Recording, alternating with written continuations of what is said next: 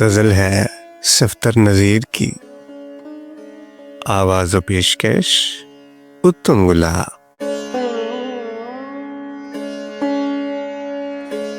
ابھی چھیڑو نہیں قصہ ہمارا، نہ کھل جائے کہیں بخیہ ہمارا۔ تمہارے تاج سے تو حاکم وقت، کہیں بہتر ہے یہ کاسہ ہمارا۔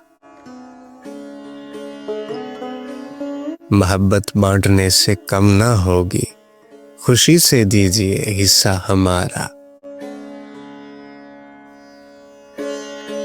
لگی تصویر کمرے میں تمہاری، حسین لگنے لگا کمرہ ہمارا۔ زیارت ہو گئی صفدر تمہاری، گزر جائے گا یہ ہفتہ ہمارا۔